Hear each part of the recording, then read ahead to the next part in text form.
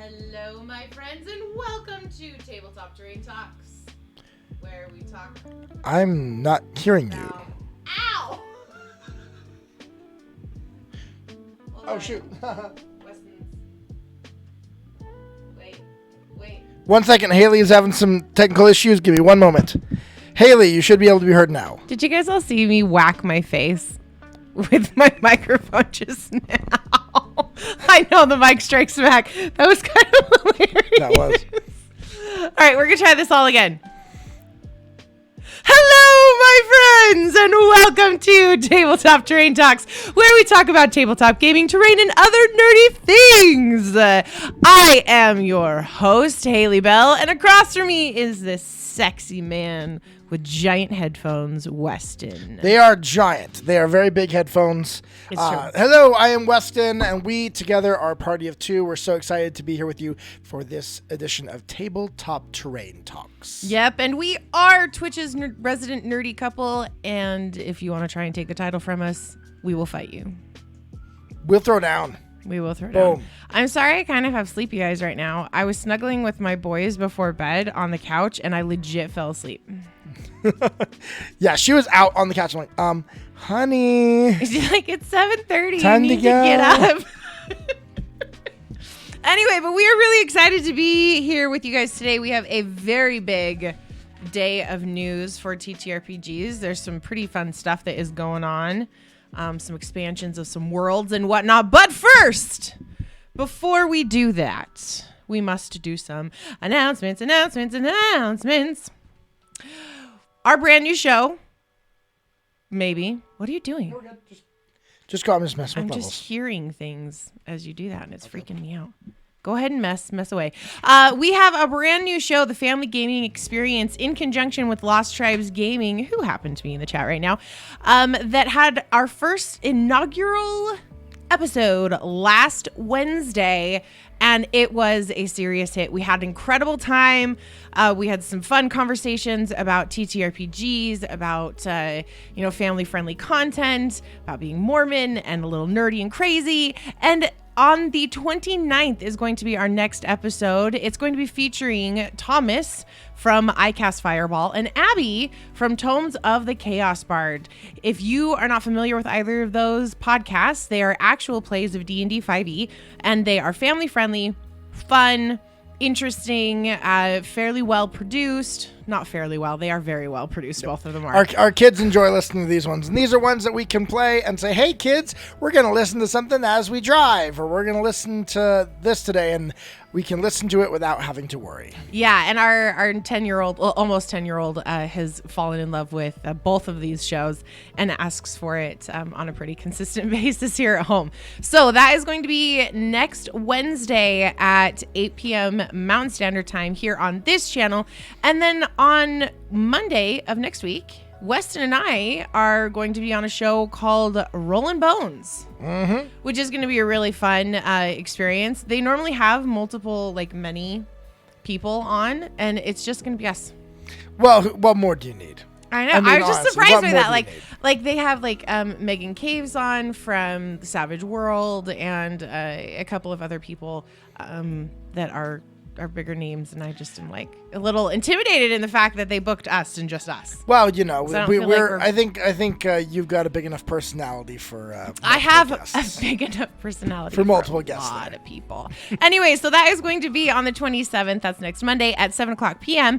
Mountain Standard Time on twitch.tv/Rollin' Bones Ryan. So that is going to be fun. That is all I have for our announcements. Weston, do you have any announcements? No announcements. However, I will put it out to our viewers here. I am attempting and trying something new with our music for tonight. So please let me know if it is loud or quiet, or you're like, I don't even hear music. Oh, be quiet. Thank you, Great Jedi 1505. But please let me know if how the music's doing. I'm trying something different because we ran into some sound issues on our first episode of Family Gaming Experience because of a setup that I had. And so I have to change things around. So please let me know how it's coming through. Yeah, if there are any glitches or anything like that, please let us know. We would rather know than find out on the VOD. Yes, that's It's true. All right. But that is everything. So let's go into TTRPG news. Okay, we are back. You guys, sometimes it's nice to be the person that does the show, like plans out the agenda for TTRPG news, because I can just like include things like there's a Broadway show.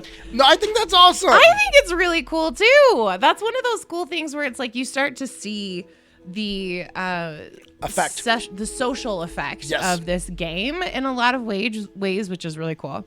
However, I do want to apologize. I should have included this in TTRPG news. We apparently did not do a spoiler warning last week for what?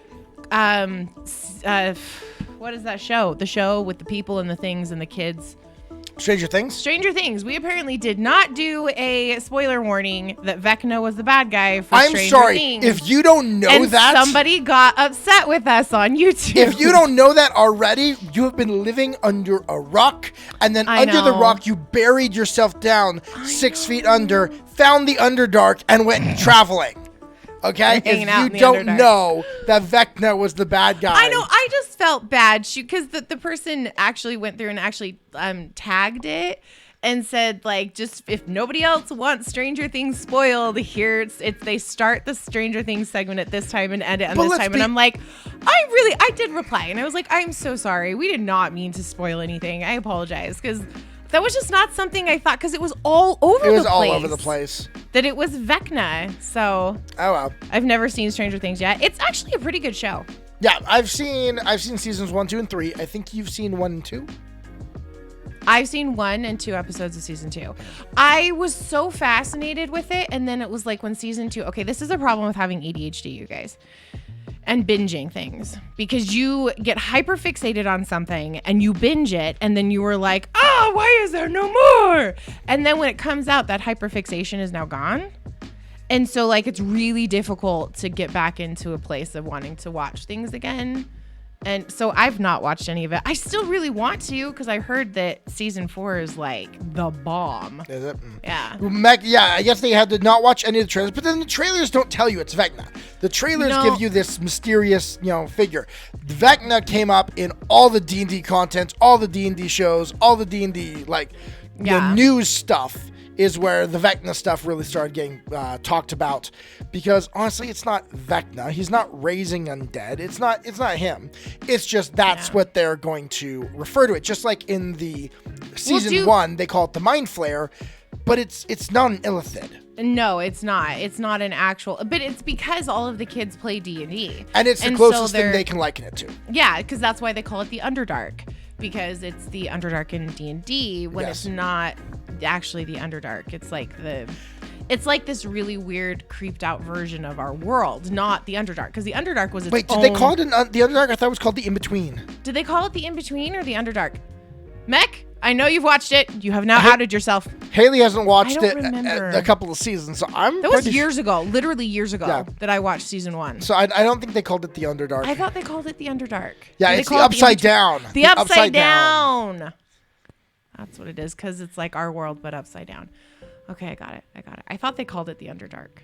No. But yeah, no, it makes sense that they're making all of these parallels with D&D, because the kids play it. Yeah, because that's a whole theme there is their games, and this is their adventure. Yeah, they need to go to Candy Mountain. Anyway, so I apologize if we spoil anything for you guys at any point.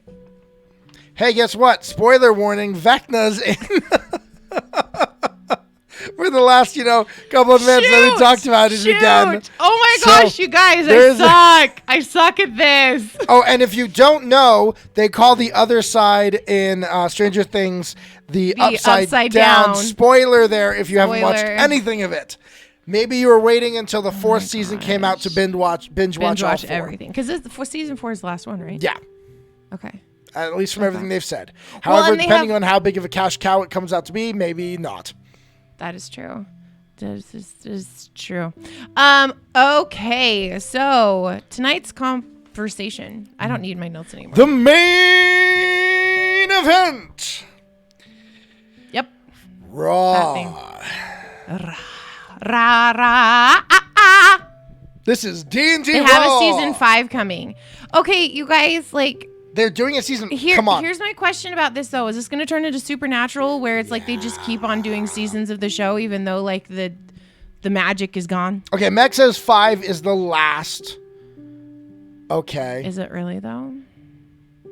Nobody will know that until season 5 airs. Here's my issue. Here's my one problem though with this whole thing. What's your one problem? The singular problem? Yeah. So we've got this. It's an adventure that they're doing in this way. Basically, in a way, it's a D&D adventure. Is what it's a mix between D&D and Kids on Bikes, which is another TTRPG. Yes. Oh my gosh. That's so they've confirmed they're ending the show okay. for season 5. Okay. Cool. But there isn't a bard. Who's the bard? It can't be a D&D adventure without there are no bards. I don't know. You could say the teenagers are horny bards. I don't think no, I would agree with you on that one. The stars are getting more and more money. They're being able to ask for more money. I don't know though. If they have to. Well, they can renegotiate after certain It depends on how long their events. contract was. Yeah. So if their contract was for 5 seasons and then they are going to renegotiate if they want to do more, I can imagine all of those actors, those kids have become. I don't know though, because if Netflix can afford to, but they're some of the actors, money. Some of the actors that they have in their shows lately, I do know they're pulling back from their original content because honestly, it's costing them a lot of money. Yeah, they're hemorrhaging money right now. So. I don't know. Anyway. Supernatural never lost its magic. It morphed to parlor tricks, then back to real magic later. What are you talking about? You don't love the Leviathan? I hate spoilers for Supernatural. Spoiler warning for Supernatural. You didn't love the Leviathan season? That season was so bad. Like, that was the season that I feel like people can legit just skip. It's like, just go from season 11 to season 13. Because I think it's 13.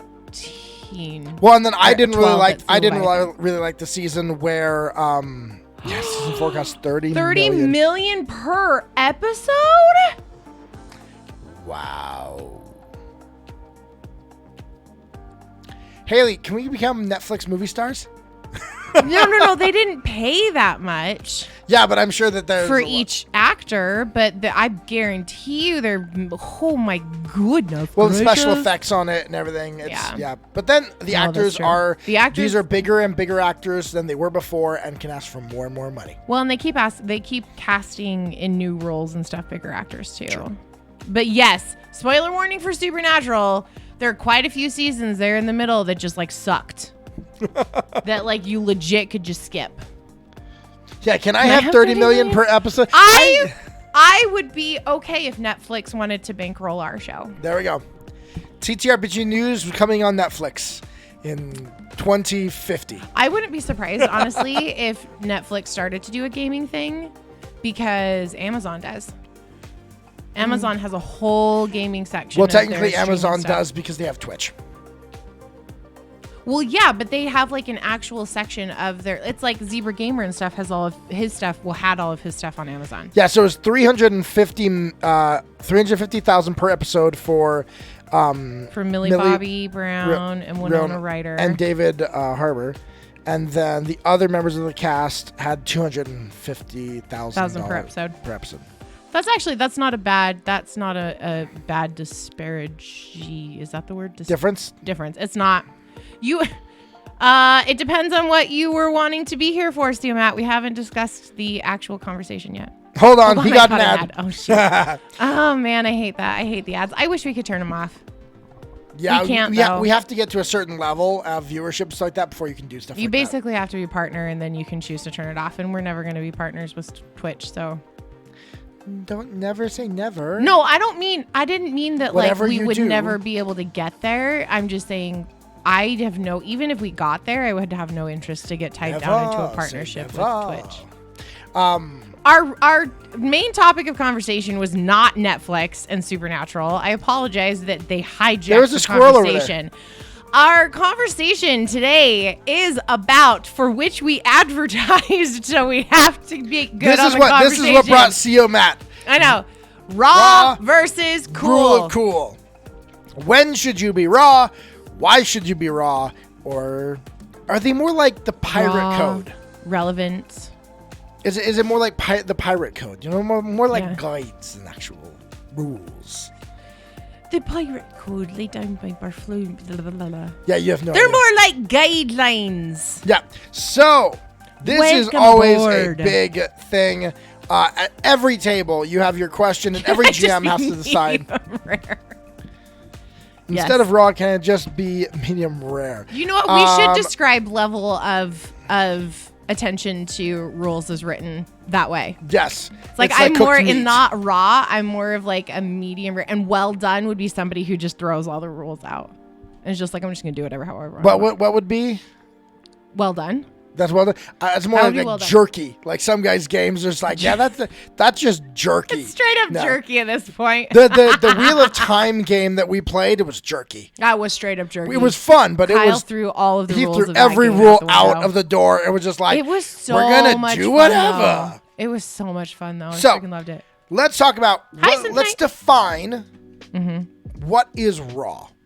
What does Okay. it mean if you're playing a TTRPG and you're playing it raw? What does that word even mean? Rules as written. Correct. That means that you take the book and you say, okay, if it's not here and it doesn't say you can do it, you can't You do can't it. do it. Now, But but what? no, I'm just saying. But Yeah. many people don't do that. Well, a lot of people don't do that. And it varies on system, I do think. Because different systems are going to ally themselves more to you making up stuff. Yeah. And other ones are sure. going to be very meticulous.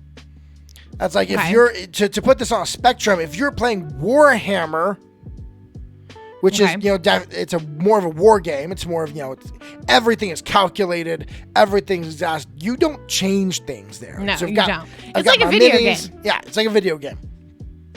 Then there are Pathfinder is going to be a little bit more crunchy, and there's a lot more explicitly stated rules, and the math is a lot more tight. Yeah, it is. So if you are if you're going off the rails in Pathfinder, it might change things a lot more. D&D, you get a little bit more loose, and then there are other systems out there that are just kind of like, do whatever you want. yeah. Here's the problem with not being raw. I see the problem with not being raw and not doing rules as written every single day Yeah. when I watch my sons play make-believe.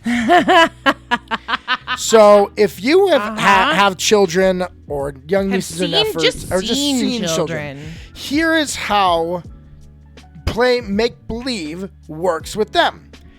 They are, okay, I'm one of them is a sorcerer and the other one is a, Power Ranger. A Power Ranger, yeah, because you got to throw those two together differently. Have to be Power Rangers. And suddenly it's, okay, I blast you with my spell.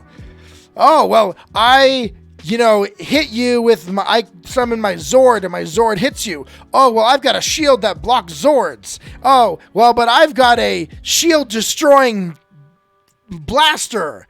Oh, well, I've got not this one. This is a double shield with reflect on it. And you see this upping of ante on both sides. And that essentially happens. what it is just that like our 9-year-old doesn't want to let anybody else win. Yeah, well, it's so funny because then the younger one comes crying because he's like, he won't let me win. He always has the stronger blaster. It becomes like a huge fight, which is essentially what happens when you don't have rules and you are playing with people who want to win.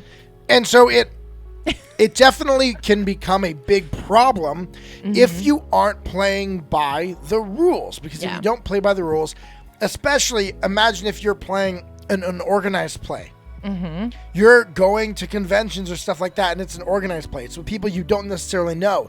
You have to hold on and to you're those just going to rules. start making up rules as you go? Yeah, that doesn't work. No. So I think it really depends on the GM style and what the entire table has bought into. So I'm more of a rule of cool individual. I think that the rule of cool is more important than the rule as written. I like rule of cool equals Calvin Ball. What is Calvin Ball? Like Calvin and Hobbes? I have no idea. Now there, Matt, explain. Now there are some spectrums between Rule of Cool though and Raw. Yeah, no, but what I was saying is that like it's much more. I feel like it's much more of a thing where if you like want to play rules as written, then you need to play at a table that's rules as written. But like for me personally, I feel very frustrated and constricted when I have a GM that's like, no, you can't do that, and here's the rule and here's why. Because I'm like, dude, come on. It's like the rule adjacent. I'm not trying to break the rule. I'm trying to make it bendy. But like this isn't a Gumby. piece of spaghetti. This isn't Gumby. You know, if you are though, like you're like, okay, I just want to make it rules adjacent. Okay, well, how adjacent are you wanting to be? To the rules. You've played with me. You know that my adjacent is normally adjacent. It's not like 5 miles away. But trying to find it, because remember, we have people who are going to be posting this on YouTube. So like people adjacent who don't is watch like, our show. Okay, so adjacent for me would be like rules is written for Pathfinder. It's 1 action to pull out your sword, and it's 1 action then to use your sword. Yes. My idea of rules adjacent would be like my necklace. I would say that it would be 1 action to grab and throw, because.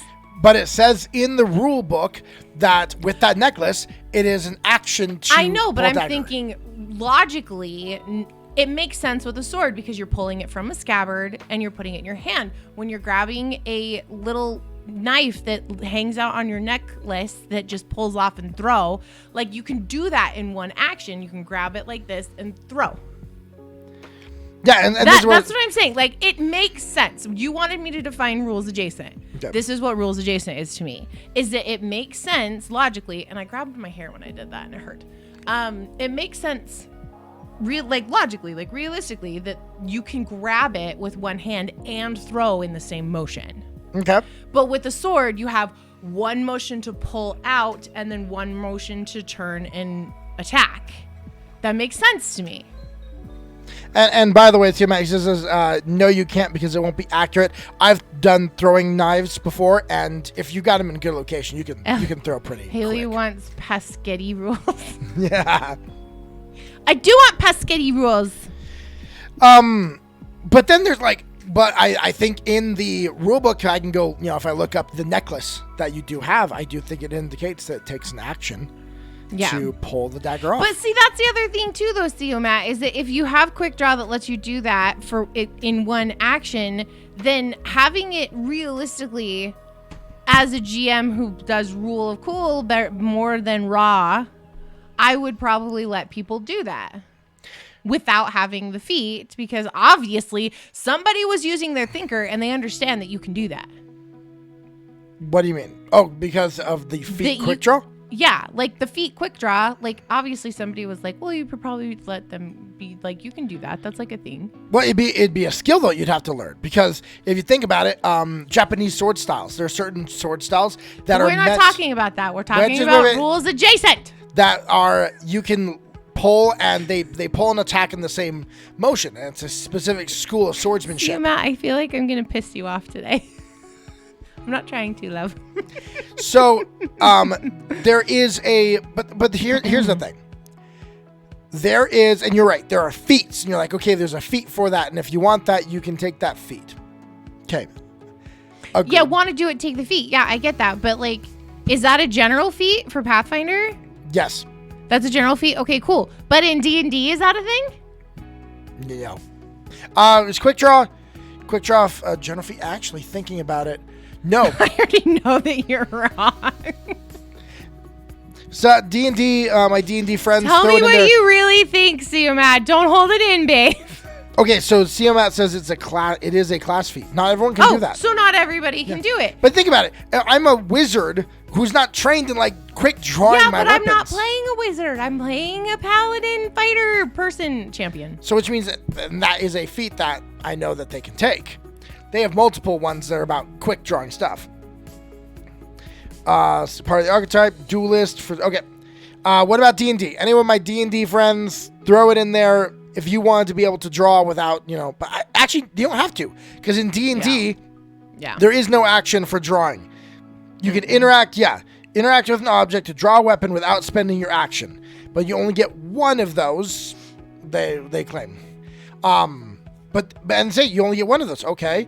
I can interact with an object. So what do I have to do then if I want to? I get 2 attacks in my round. I'd spend 1 action to shoot with my crossbow, drop it, grab my sword, and attack with my second time. Is that only 1 time? And this is where, again, it does depend on the system and how crunchy in that term. Yeah, is because it. D&D 5e is very loose with that. Like, in the fact that there isn't specific instructions on, like, this is specific to blah, blah, blah. Yeah, Pathfinder, I found, has a lot more of here's a rule for pretty much everything. Yeah. Well, it's like I didn't understand that drinking a potion was technically, like, pulling it out and drinking it was, like, 2 actions. Mm-hmm. Until you explained it to me. Because I listened to, like, I learned a lot of my D&D stuff from Critical Role. And Matt is like, that's stupid now. Yeah, well, he did bonus action. Yeah, it was either an action. It's generally an action to drink your potion. He made it a bonus action unless you're giving it to someone else, and that's kind of become almost a standard. Like most tables are doing it that way. Mm-hmm. Yeah. Well, and like Matt brings up in Pathfinder, you got things like flourish, open, press, lots of different things that you're like you can only do this once per turn. Mm-hmm. If all of a sudden you do more, and again, this all depends on how tight is your rule system, because again in Pathfinder, if you're able to do so much damage in one big hit if you can crit. Mm-hmm. Like you can do massive amounts of damage. My healer heals her character for 64 points of damage in one spell. Yeah, no, that's true, but also in Pathfinder hits are a lot more intense too. And because you can crit with just being 10 plus ones on things make a big difference. They make a huge difference. And so I allow 1 flourish per turn. Okay, here comes 6 attacks with 3 times flourish. Hey. Don't be distant flurry of blows. So that's the thing. It's like, oh my gosh, I look so tired. Well, and then there's rules as written. Mm-hmm. There's also rules as intended.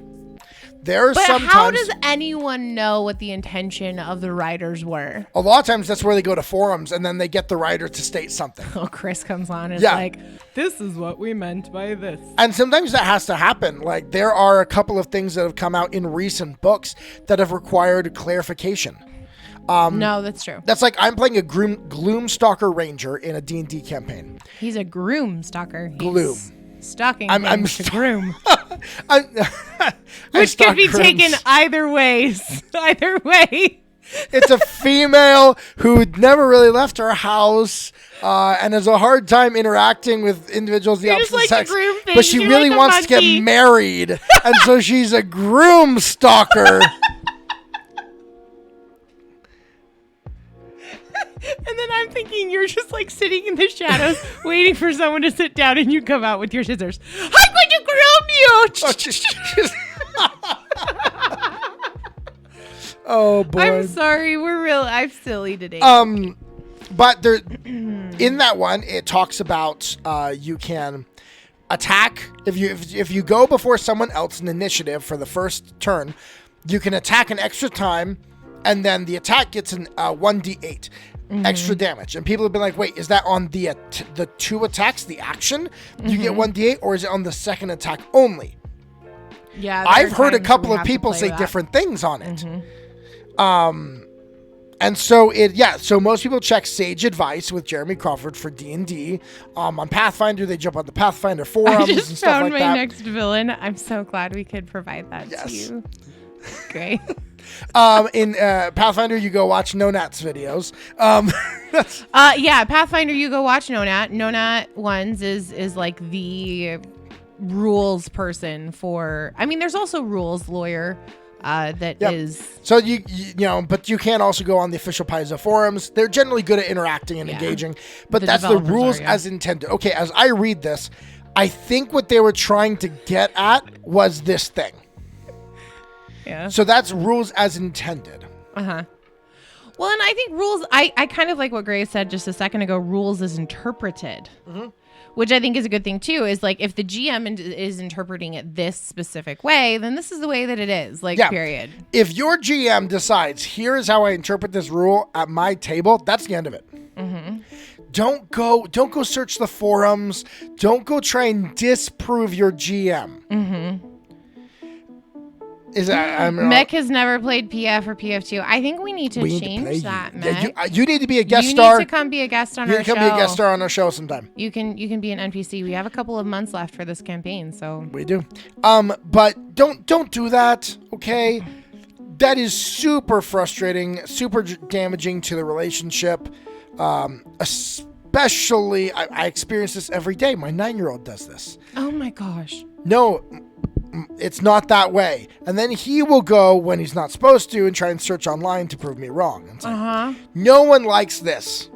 It's so frustrating. So please, if your DM or GM has said, here's the way that the rule will be at my table, that is the end of it. God has spoken. And you will be stoned to death if you continue to argue with him. Yeah, seriously. I love that about Paizo, actually, is that the Paizo staff is really, really interactive online. And so they are more than willing to answer questions about things. I wish D&D was a little bit more of that. I feel like the D&D developers and stuff of the different games and the books and stuff like that, they're not very interactive of like, I wonder if they've got a lot more tighter NDA. I know they have NDAs. I know they have NDAs until the books come out. Now, I do love here. Well, time for me to find a new table, Siamat. No, Siamat, aren't you normally the DM? He is normally the DM, yeah. Or the but GM? consistencies, Synth Knight and Gray are bringing up, consistency is huge. Yeah. Well, I think Siamat was bringing that is, if you can't handle that with the GM or the DM, that's the way they're doing the rule, find a new table. Oh, no, for sure. Like, everybody needs to feel comfortable at the table that they're at. But I think it's really interesting that there is this argument about rules as written versus the rule of cool, because at the end of the day, you have two types of gamers. You have gamers that want to feel epic, and then gamers that want to win. And I feel like those can and normally are exclusive from each other. I would put a switch on that a little bit. You want to feel epic, but it's why and how. On the one side, it's you want to feel epic because you want to do this epic scene. The other one is you want to feel epic by using strategy within the rules to maximize what you can do. Yeah. Well, I know there are times where you and I have had strategy sessions about how to use our characters in different ways, especially when we've been guesting on different shows. Because we want to actually be able to be cool within our own character set. But yeah, so Siamat, he said, I want to feel epic because I followed the rules and built things the right way. Oh. Or because you were able to get a higher level of, proficiency out of this than you thought you could before. Yeah. It's the person who likes taking a problem and looking at it from different ways and seeing if they can make it that much better. The other one is more story driven. It's not about the mechanics, about the story. I want an epic story. Well, and of course that's going to be the way that I go because I'm very much a storyteller. Yeah. That's what drew me into the whole genre. All of TTRPGs was the fact that you could tell really cool stories and not so much the combat of being able to do epic things. I wanted to tell epic stories. Yeah. So the rules did not matter to me as much. It's like the Wheel of Time one that we did with Planar Allies. Like by the end, he was like, listen, if Wit's cool, I'll let you do it. Do it, and I'll tell you if you can't do it.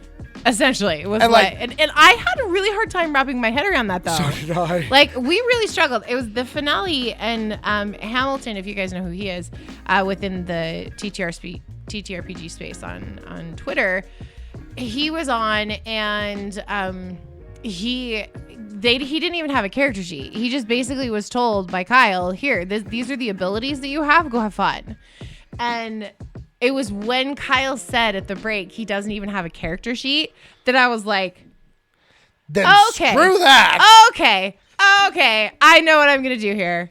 Okay. And so I see that on the one side, and it was fun. It was fun, but it was also a little hard.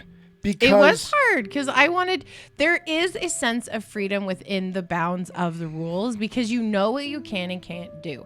And I will give you that. Because in that game, we didn't know what we could do. Yeah, and what we couldn't do. So we were like, I want to do this. Well, and it all came down to what the GM was like, okay, I'll let you do that or I won't. So then the trust that you have to have in your GM or DM, if they're going to be that loose, has to be top tier. Yeah, it does. You've got to trust them to play things in the right way. Otherwise, it can very much start to feel like confrontational. Yeah, where you're just like, well, you're not letting me doing anything. And it's like, well, no, that's not the way it is. That's not what Really? But nothing you're doing is the way it is. So, yeah, so, Chris Perkins does have a Twitter, but he doesn't really do anything with it, which is unfortunate. So this is definitely it is a hard thing, finding the right balance between rules as written, rules as interpreted, and that's really cool. Okay, I'm gonna let you do that. Is a hard thing, and each table has to and each GM or DM has to kind of decide how am I gonna do this. Yeah, I have my rule. That I kind of do with it myself. And my rule is, will it change, like a lot of things that you're wanting to do is, okay, will it change the outcome? Yeah. Will it change? It's like a lot of times with, different stuff that I'm like, okay, she wants to do this. Cool, let's let her do that. I can raise DCs to make it really hard to where I'm still going to let you do it, but you're not actually going to succeed. It's like you just have to get a natural 20. Yeah. You don't know that I've made it to where you're not generally going to succeed, but I don't say no. I don't say no, you can't do that. Just the likelihood of achieving, very low. Not super high. The other one are things that I'm like, okay, well, a great example, the Rusalka that you fought recently in our most recent episode. There were a bunch of times there where I did throw in some things. I'm like, okay, what do I do here? Stupid SOB Give the story. Tell the story of what we're doing. So we're attacking, or this Rusalka, which is in Pathfinder is more of it's just kind of like a water beast. She's like a siren with teeth. And with like nasty hair that can grab you. Yeah, hair that will grab you. So like anyway, so we're being attacked by these two Rusalka, and I'm going after this one, and she's like sent her hair out to grab me. And I was like grabbed, not grappled, but I was grabbed for like 3-4 rounds. Honey, you never really got out. Longer than that, I never got out, and I could never attack it. Good night, sweetie. Like I could never actually do anything because the stupid thing grabbed me the whole time. Well, you could. You still hit it. You still did damage to it. You were also rolling fairly badly, unfortunately. It was horrible. I was so pissed off. If you guys want to see me genuinely pissed, go watch last week's VOD because I was angry. You can't. No, you can. You just have to do a DC 5 flat check. 5 flat check. 5. You roll a D20 and you have to get above 5, and she didn't get above 5. Guess what? I kept rolling 2s and 3s. Even with hero points. I rolled 2 3s in a row once with a hero point to re-roll it D20. And I rolled a 3. Yeah, I'm sorry. I'm still really annoyed by that. And my character was really pissed off too because she's used to dominating on the battlefield, and suddenly she is basically turned into this, like, she can't do anything. Yeah. But, so one thing my character was doing, spellcaster, he's flinging spells and hitting her. And I'm like, okay. Not me, the Rusalka. The Rusalka. Like, one of the things he did was use his Ring of the Ram, which hits them with bludgeoning damage and then with force damage, and then also moves them back 5 feet. And I was like, okay, they move back 5 feet. And it took me with it. I'm like, well, Hayley's holding, it's got Hayley held, what makes sense here. Now, maybe there's a rule somewhere. Linda says hi. Hi, Linda. Hi, sweetie. But maybe there's a rule about this. I don't really know. But I was like, okay, this is forced movement. It's going to try and pull you with it. It's not going to just let go. Yeah. But it makes sense for it to be loosened or for there's something to happen. So I gave you a reaction to get out because they had been pushed.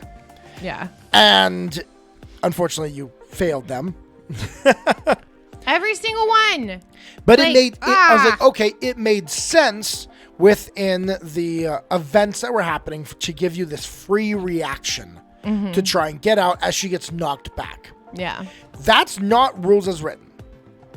Rules as written, you're still grabbed, you're immobilized. So I'm not exactly sure what the rules as written are, but it makes sense that suddenly the hair gets pulled away, that you can have, and you're trying to fight out of it, that you'd have a chance to pull away. So I gave you some free reactions there. I failed each of them, but that's fine. Did that change the course of everything? No.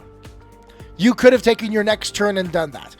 It didn't really change that much. The dynamic of the fight, yeah. It is a unique incident that I don't have to worry about coming up again and again and again and again. Yeah.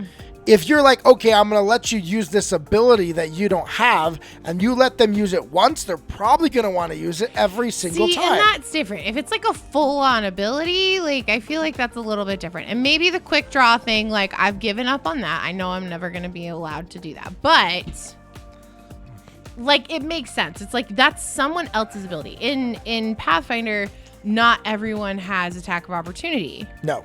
And so it makes sense that like you wouldn't let everyone have an attack of opportunity when something moves, but in D&D everything does have an attack of opportunity. However, to throw one thing out there, that's only a problem. Now this is an argument that a lot of people use. Is they're like, well, if you give them this ability that's a fighter ability and they're not a fighter, then you're taking away from the fighter what they can do. But if you don't have a fighter, well, then you kind of like it's. You're like, not taking anything away from anybody. So who cares? If within your table, you need to keep things balanced. But I personally don't think that you need to think about every other class that isn't being played in this campaign and worry about, oh, am I taking an ability away from the bard when we don't have a bard? No.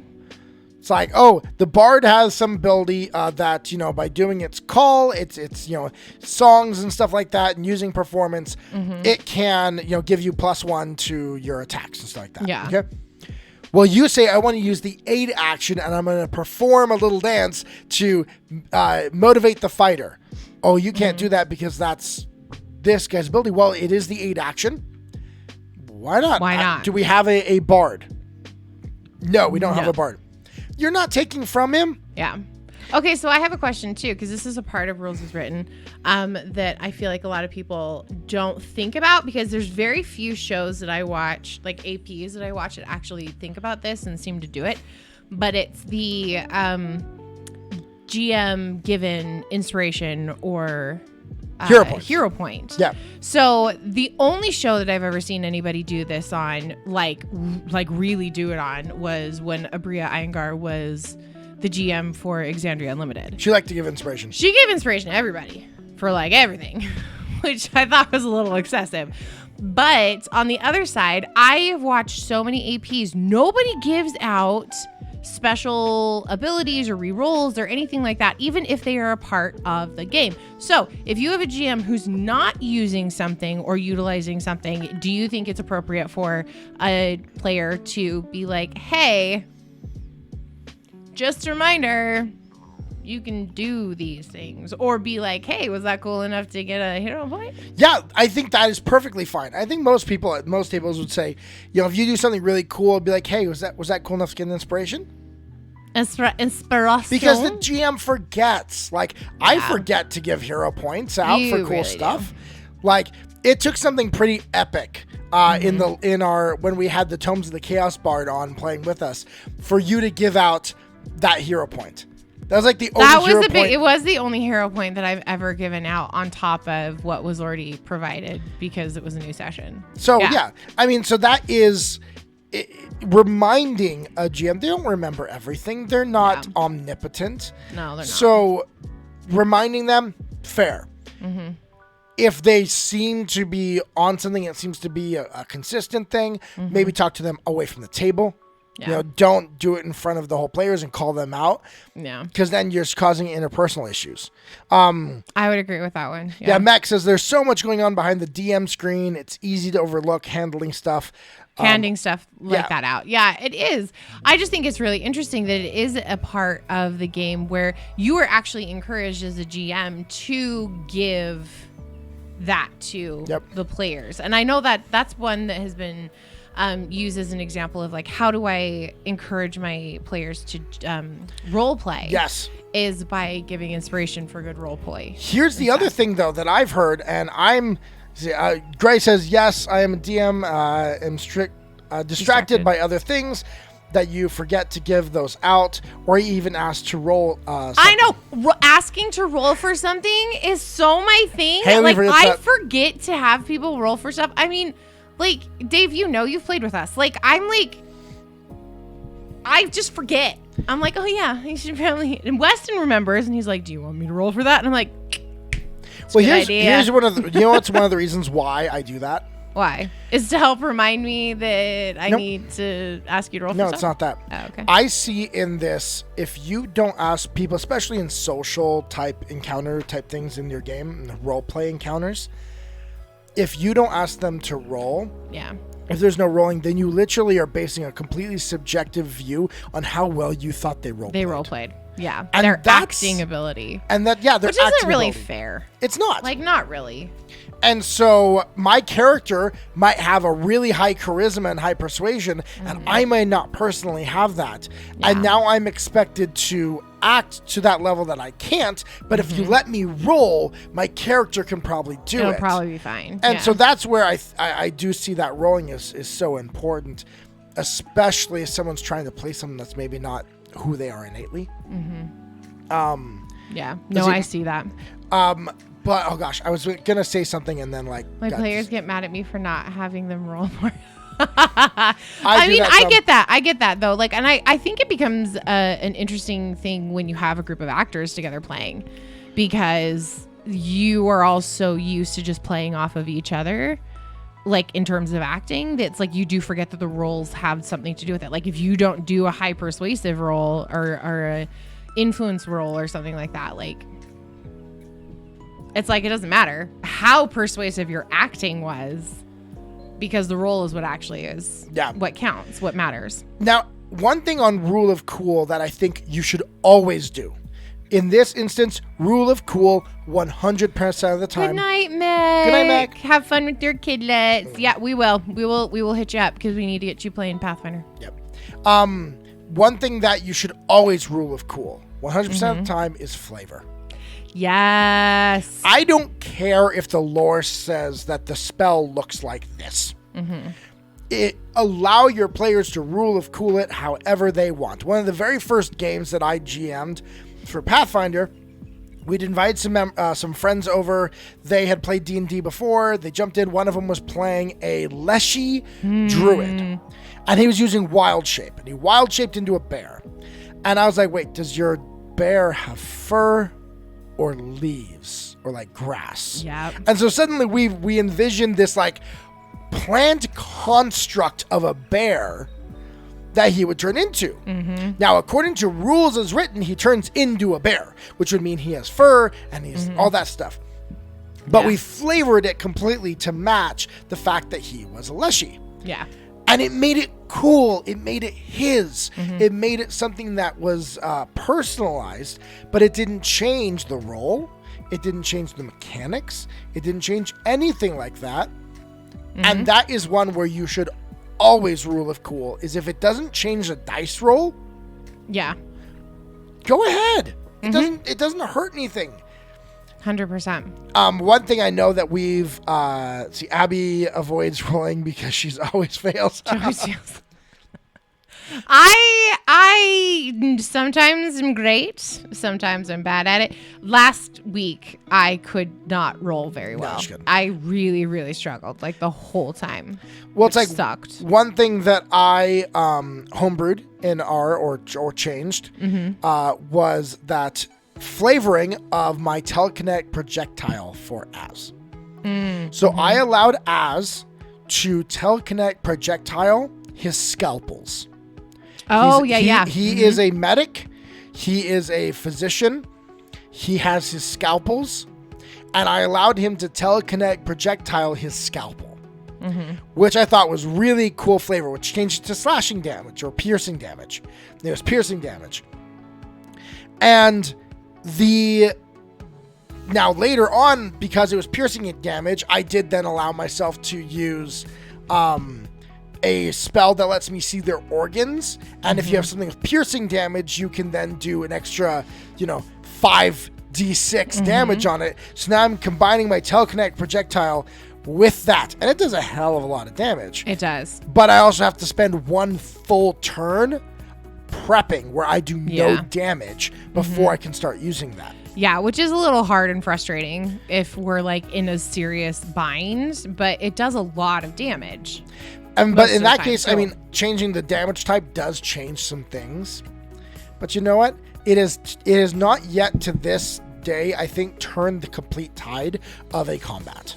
It has. Because I still have to hit. Yep, you still have to hit, and sometimes you don't do it. You didn't do it. In our upcoming, the next time we play, which is going to be not this week, Friday, but the week after, I think. Yes. Possibly. We've got some summer vacations happening. We'll either be live or it'll be a pre-recorded session, one or the other. But we are going up against the dragon, and I'm like, shoot, even with a good roll, it's a dragon. It's going to be fun to hit. It's a dragon, a giant, and some freaking bugbears. Yep, seriously? Oh, the bugbears like a level 3. They don't even threaten. I know, but like this all together. The hill giant, on the other hand, is something more to worry about. I know. That's why I'm like, this is lame. I'm like, why? But yeah, always rule of cool aesthetics, and if it's something that doesn't involve the dice rolls, rule of cool it 100% of the time, because guess what? You didn't change the game at all. No, you didn't. Lore, flavor, none of that is the game. Yeah. It's other stuff. Yeah, I do think that something that was said earlier, I'm not sure who said it, but raw is better for new players. I will agree. And I 100% agree with that. That's especially new GMs. Yes, especially new GMs. That was something that I actually really liked about Pathfinder versus D&D when we first started as a GM, was that like I had those guidelines that I didn't feel like I had all of these choices that were just like up in the air that I had to make myself. And I was like, yeah, having done both Pathfinder and D&D definitely, I was like, okay, I'm glad I've GM'd quite a bit because I can make these judgment leaps and these judgment calls.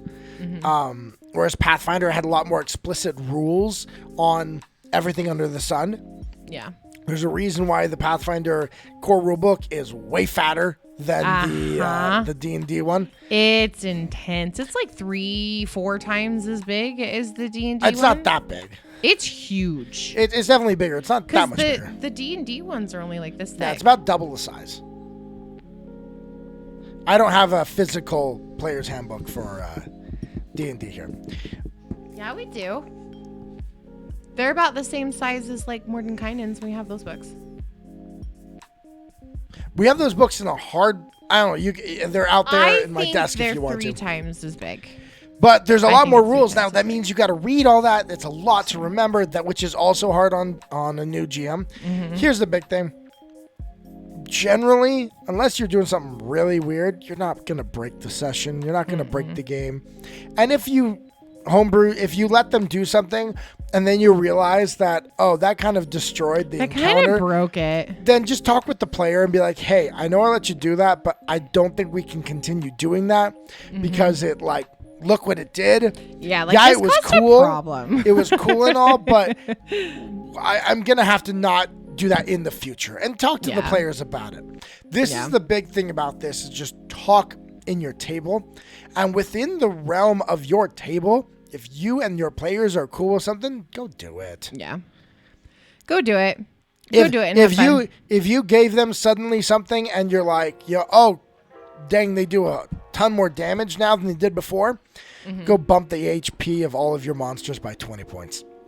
That's always fun. Just bump their HP by a bunch, and you're like, oh, you do way more damage and took down these monsters a lot faster.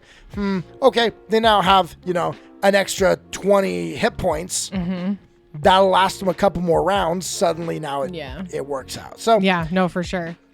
That's the thing, but everyone needs to have fun, and everyone needs to feel like they can trust what happens at the table. Rule of fun. Yes. No. The rule of fun. Okay, so I have a question for you guys, and this is something that has gone back and forth. This is literally nothing to do with what we were talking about right now. But it is a question that I am wondering. We currently stream this show in Dungeons and Dragons. I'm wondering if we should not stream it in Dungeons and Dragons. Okay. Because this is a talk show. Technically, it's a talk show. And I'm wondering if the reason that we're so far down in the polls is because of the fact that when you go to the D&D channel, you're expecting people playing D&D, not sitting around talking. I disagree. I see plenty of DMs with their streams, and they're streaming them in D&D. Okay.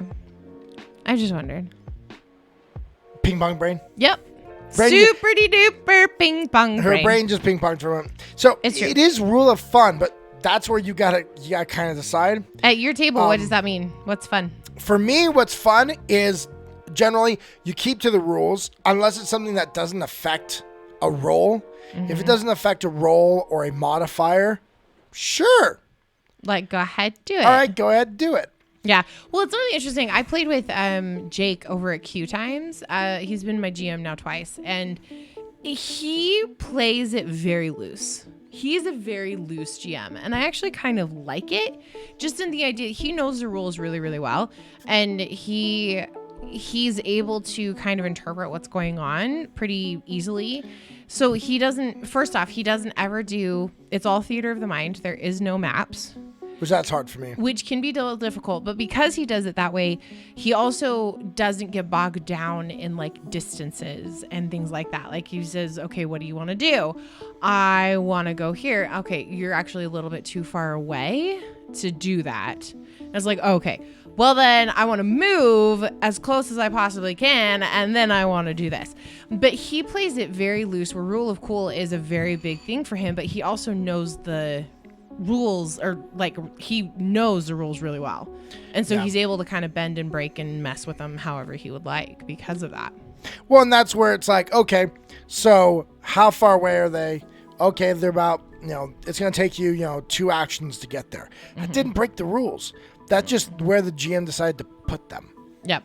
And there are advantages to keeping it loose, because no one can tell you that you did it wrong when you didn't define. Yeah, that's true. It ahead of time. That is very true. If you didn't define how much room there was between you, then if he decides suddenly that, sure, I want to move this combat along a little faster, you can get to them this turn. Yeah. Go right ahead. On the flip side, it can be, especially if you're wanting to be strategic. That's like, it was very interesting. Had a combat in D&D. I'm a Gloomstalker, so hiding is a thing. And it's like, okay, where can I hide? I can't say, okay, looking at, I'm going to hide behind this. I have to ask them, where can I hide? As my action and things like that. Yeah. And it just changes things. It does. But it also allows you more freedom. And that's where you as the GM have to decide, okay, what's the amount of freedom I want to give versus what I don't. But if you don't, I would advise don't mess with rolls unless you are very well acquainted with the system. Yes. I'm very nervous about homebrewing monsters, homebrewing items and stuff like that. Because you can start to mess with some rolls there. Good night. I know you're up super early in the morning. Yeah. Mwah. Good night. Because that can mess with a lot. And that can change encounters and things like that and the way things work. I'm nervous about that. Yeah. In Valley sure. Toss, our homebrewed world, there's a lot of world mechanics that I've got that I'm homebrewing that, okay, doesn't necessarily have a huge effect on your class and your normal D&D mechanics. There are world mechanics outside of that change things, make things a little different. I'm nervous about it because I know that you're start scared messing of breaking things. Yes. And I don't think you should be scared of breaking things. Well, the nice thing because if it breaks it, we can just fix it. Yeah, that's the thing. We just fix it. If it breaks, just get the duct tape. And you can just duct tape it back together. Yeah. It might not look exactly like the book described, but you know what? You made it. That's like I said. It's fine. If you give them a magical item that you homebrewed and all of a sudden you were like, oh, geez, they are doing way more damage than I thought that would give up me. I just upped this monster's HP. Yeah. Okay. So what is something that you are currently homebrewing for Valley Toss that is something that you might be a little concerned about? I'm definitely concerned about. So part of Valley Toss is this Chaos and Order. For those of you who don't know, Valley Toss is our homebrewed world that we are going to be playing our D&D campaign come this fall. Yes. In this world is meant to simulate the effects of mental health. And what we're doing is we have rather than your normal alignments, we have chaos and we have order. And if you're on different sides of the alignment, it will manifest itself in different ways on your mentality and your mental health.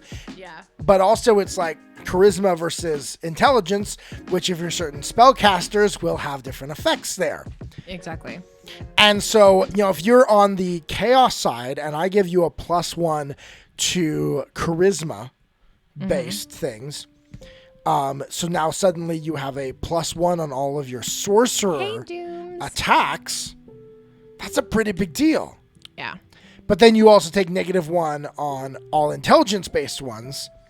So when it comes time to, okay, I'm going to do this check that requires me to have intelligence, well, your brain's a little chaotic. You have a hard time making these decisions. And you're going to take, a negative or disadvantage on that roll. And so think something like that to where now it affects everything that you engage with on the other side of the spectrum. I am nervous about that and how it'll affect it. Though, I do think it's interesting if the goal is to help showcase kind of this is how it feels when you're in that place. I think, what you're doing is really quite good. I mean, because you've seen me on days where I had a day a couple last week that I couldn't do freaking anything. Yeah. I needed you to text people that I needed to text through using my phone, but I was I cannot text this person today. And I don't know why. And you don't push it because I don't know why. I just know that I'm having a panic attack even thinking about texting this individual. And it was a family member. Yeah. So it wasn't even somebody that I was really concerned that I was going to get a bad response from. It was I literally could not. I was so overly stimulated in my brain. I could not handle that. Well, and this is one where D&D is easier on this than Pathfinder. Yeah, than Pathfinder. Pathfinder is very difficult to because homebrew Pathfinder, it's just the numbers are so much tighter. Yeah. In Pathfinder, I would have to give +1s, +2s, or something like that to their stats, which change your chance to crit, which change a lot there. D&D, I just give advantage or disadvantage. Yeah. So I don't change your rolls at all. Just decide if you get a roll twice and take the higher, or if you are stuck with your initial roll. And that actually makes it a lot simpler. Yeah, well, in giving disadvantage, you still have the ability with a disadvantage to roll really high. You do. Which is really quite nice. And I don't necessarily change, I'm not changing I change the likelihood, I guess, that you get a nat 20 by a little bit. Yeah. But I don't you'd change have your to get modifiers. 2 nat 20s. I don't change your constant modifiers. I don't change. So it is a little bit safer in D&D that way. When we play D&D, what do you think about including the one idea of the crit being that if you get a natural 20, it's just a crit, period? Or it's it's a critical success no matter what?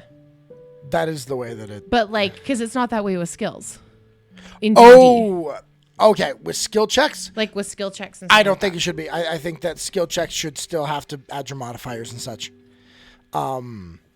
Seriously? Yeah. Why? Here's your reasoning why. Let's say you are a fighter. You don't have any skill whatsoever in lockpicking. Guys, this music is really difficult for me not to bounce to. You don't have any skill in lockpicking. There's this lock. You're going to try and pick it. Okay, you don't have any skill in that. Well, I rolled a nat 20. That's nice. Just because you rolled a nat 20 doesn't mean you can pick this lock to this bank when you have no skill in lockpicking at all. Most people do it though that way. Where if you get a 20, then you've succeeded. Most of the time, if the DCs, because we have you've got a bounded DC. 20. So even if you get a nat 20, generally you're gonna have some modifier on that. Yeah. That's gonna take it higher than 20, and generally your 20 is a high DC. Yeah. So generally you're going to. I do it that way in most cases. Yeah. That's what Jerome's saying. You are gonna generally succeed. Do I think you should always? You got that nat 20, you succeeded every time? I don't know. I feel like that that pushes you into a corner. That as a GM puts you in a corner. But there are such fun stories about people having crazy things happen because they got a nat 20 on whatever. So there's this one that I've heard, which is super funny. This guy, dwarf, falls off a side of a cliff, and the GM makes him do a reflex check, reflex save, fails it, and he's falling, and the guy's like, so can I is there a bird nearby or something that I can grab and it can try and fly me up to the top or something? And the guy was just like, sure, why not? This is not gonna work. And he got a nat 20, and the GM was like, and miraculously you find a large eagle and flies you back up. Oh yeah, it's I'm just really? And I think the stories on things like that are just hysterical. But I have heard of some GMs that still are yeah, it's I got a nat 20. Okay, and what's your modifier? And because it's you didn't just win just because, or you didn't. I know whatever, Critical just Role because. does it that way. Matt Mercer does ask them still that. I know okay. Matt. When Matt's getting annoyed with them with that kind of thing though, because he's always just for what? It's I got a nat 20. Okay. For a what? Yeah, total. He starts to get this little snarkiness. It's kind of fun. But it is, or at least he used to. I haven't watched the newest. Well, and this season. is the area where, it really does come down to having those fun experiences. Because, like you said, if you let them succeed at something that shouldn't succeed, it will prompt them to try things and try different things, and not be so literal with what they do. Yeah, well, not that it gets really hard. Fun. Well, it's kind of hard. I don't know if other people feel the same way, but I kind of get hung up on specific abilities that I have. And so I just go to those default abilities, and I Power forget attack. that I have a power attack is one. I finally remembered that I have certain strike. Yep. So I've been using certain strike more often. Okay, Hayley, what do? I power attack. Power attack. But when you're a freaking champion she's forgotten fighter, that she has that her animal companion, if it attacks and hits, it knocks them down. Then she has advantageous attack. I've not forgotten that. What's his face has only done it twice. Bruce, every time during our last encounters, every time you had Bruce attack, it was after you. I know. I should have had him. You should have had him go first. Well, it's just because I was so frustrated. I was so fixated on getting out of that freaking hair. I was so frustrated with that. So I tried to jump off of the cliff and miss hitting the ground. Not 20. I like that one. Now, here's the question, though. If you jump off a cliff and you're attempting to hit the ground and you rolled a nat 1, what happens? What happens? You don't hit the ground? You hit the water, which is harder than stone when you're going that fast. If you're at a high cliff. Are you a if goldfish? Yes, if you've hit terminal velocity and you hit water. It's the same. It's the same as hitting the ground, pretty much. Yes. If So you fall like Rambo in First Blood, hitting the trees. Yes! Yes! Hitting the trees on the way down to slow your fall. Ow! I don't remember that. I just remember and you the scene take in the this much damage. Hospital. Not hospital, in the police station. Yeah, at the end in the police station. That's what I remember from that movie. That's the scene that stuck out to you the most. Because that was so dramatic and emotional. It was so awful.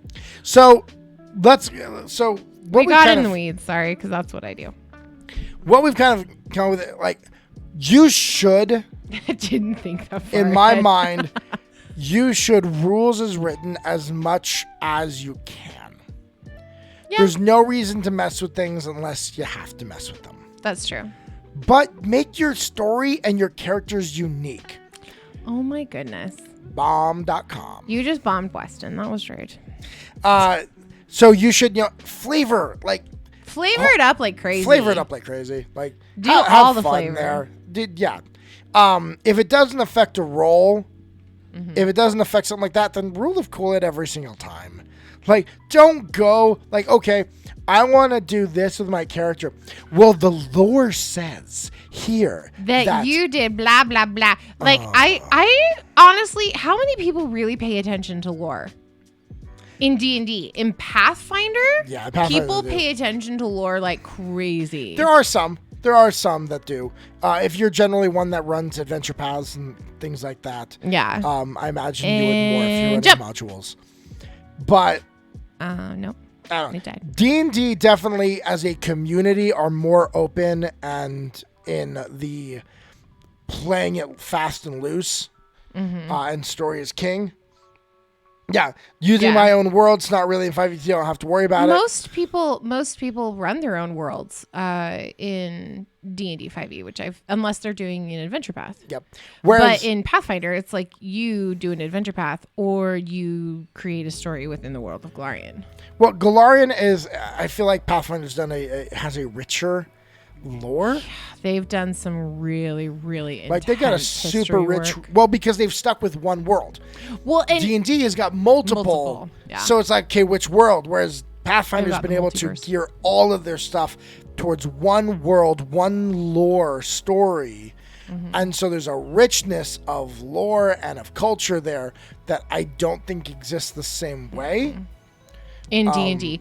But the interesting thing too is that they have enough of a history with Golarion that there's an account that's actually a this day in Golarion. Like, it's crazy. I mean, that they can have. That's why when I first started playing D&D and I had only played Pathfinder, and I'd only played Pathfinder, like our Pathfinder games, I was so confused with D&D. I was so confused because I was like, what do you mean there's not like the lore? Like, I don't get it. How, but it's that my brain could not compute. It took me a while to understand that this was like a completely different, like there were the rules and there were the rules and that was it. Basically. Well, I think people who care about lore play in established settings like Golarion, Ravenloft, Greyhawk, or Dragonlance. Yeah, they do. However, I have been told, and I've seen in multiple streams, multiple streamers who are DMs, that D&D modules generally require some home brewing in order to make it all work. Because they don't work. They're just weird. Yeah, like certain things don't work. Monsters don't actually work in it. Like I have not run any modules in D&D, but this is the word on the street that I've heard is that in order to run a module, you still actually got to homebrew quite a bit. Yeah. Except for a very few ones, and those are the ones that everyone runs because they're like everything is here, like Ravenloft with Curse of Strahd. Yeah. But then Pathfinder, you don't hear any of that. No, the modules that are put out for Pathfinder are so well-rounded, and I think it might be too because they built a huge portion of their company off of modules, off of the Pathfinder Society games by Starfinder Society. Like, they got really good at creating modules that were fully inclusive and you didn't have to do anything really with other than learn the module and then play it. Yeah. But again, I haven't played run any modules. This is just what I've heard is that D&D definitely, it allies itself and they kind of want you to just kind of go off and do whatever you want with this. Just go have fun. Well, and I think too, Wizards of the Coast is a very different company than like Paizo or Mount Cook or like some of these other companies. If you're playing Savage Worlds, you're just like, go do whatever. Just go do. It's because most of the adventure books are kind of your mileage may vary. Oh, that's what you mean. Okay. Yeah. Nope. I get that. Well, and it like Pathfinder's kind of like that too, but like they have this thing with Pathfinder Society where it's a different module every month, and they all kind of culminate, like they are intertwined with each other, and like it's like six small stories that happen that become one module.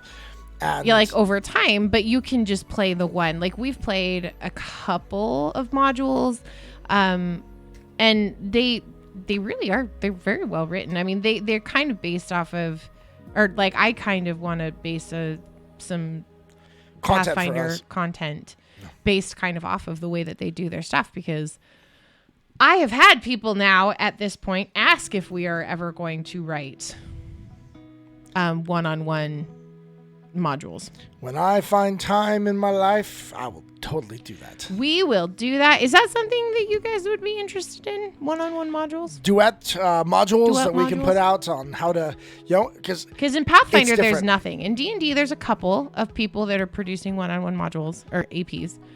But not in Pathfinder. Well, again, the cool thing with doing one-on-ones is that it's a feature film. It is you are the main character and it's your story. So I think modules would be interesting. We can start working on them now and release them in February. There we go. Of next year. Seems good. Big thumbs up on that one. I think it would probably be a fun thing to do, is to write a couple of modules for Pathfinder and D&D. But I think that's where we need to end for the night. So too. It is. My throat hurts. Oh, geez. So, what do you do at your table? Are you rules as written? Are you rule of cool and the rules or guidelines? Let us know. Please, if you want to support the channel, please like, subscribe, follow, do all the different things. If you're here on Twitch, you can definitely subscribe to the channel. And if you have an Amazon Prime account, you can use that for a free subscription to the channel that you can renew each month. If you're watching this on the VOD, please like and subscribe to the channel. Just do the YouTube clicky clicks. Click below. Because that's where we put all of our VODs, for those of you who don't know. We put out content on Mondays, Wednesdays, and Fridays. Sort of. Each week. As long as Hayley... Well, that's where it is on Twitch, and then generally we're uploading it to YouTube a day or two after that, with TTRPG news and Tabletop Terrain Talks on Mondays. Wednesdays, every other Wednesday, we've got the Family Gaming Experience in collaboration with Lost Tribes Gaming. And on Fridays, we have our Persistent campaign in Pathfinder 2nd Edition of the Scions. Woohoo! Yep, it's going to be super awesome. So don't forget to do all the clicky clicks. Don't forget to love each other and to be good to each other and, all of that. So should we see if there's someone we could raid into? Let's raid somebody. If you guys want to hang on here for a second, we will raid. Give me a moment. I don't know why my throat hurts. I've been so tired today. You guys, being a parent is not for sissies. No, it's not. It's not for sissies. It's hard. And I think I'm just exhausted all the time because of it. All right, give me 1 minute. We're going to see if there's anyone up and available for the raid. Momento. Okay, that was weird. We just went from 3 viewers to 6 viewers. Hello, viewers. We're about to raid into somebody. Maybe. So let's see who we've got going right now. Lowercase J is actually streaming. Let's go into him. All right, lowercase J with WW. It says WWE 2K22. Yeah, he plays that a lot. We can drop into him. And you guys. So he's playing a video game. Yeah, he's playing a video game. Let's go say hi to our friend. Let's just go say hi to him. You guys can drop in, say hey, what's up? He's awesome. He's a part of our LDS community of streamers. So here we go. We will be rating in 5, 4, 3, 2, Good night. And remember, it only takes 2.